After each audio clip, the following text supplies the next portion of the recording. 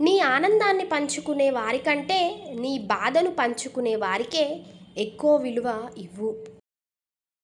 మందలో ఒకరిలాగా ఉండకు, వందలో ఒకరిలాగా ఉండటానికి ప్రయత్నించు.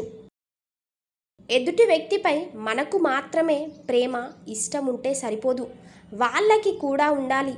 అలా లేనప్పుడు మనం కూడా వాళ్ళలానే మారాలి, లేదా ఏడవాల్సి వస్తుంది. ముందుగా మనల్ని మనం గౌరవించుకోవాలి. పని చెయ్యాలనుకునే వారికి దారి దొరుకుతుంది, చెయ్యొద్దు అనుకునే వారికి సాకు దొరుకుతుంది. కుటుంబంలో ఎన్ని గొడవలున్నా సమాజంలో భర్త పరువు నిలబెట్టాల్సిన బాధ్యత భార్యది. భార్యను చులకనగా చూడకుండా గౌరవించాల్సిన ధర్మం భర్తది. పుట్టిన ప్రతి ఒక్కరూ ఈ భూమి తన సొంతమని అనుకుంటారు, కానీ నిజం ఏంటి అంటే ప్రతి ఒక్కరూ ఈ భూమికే సొంతం.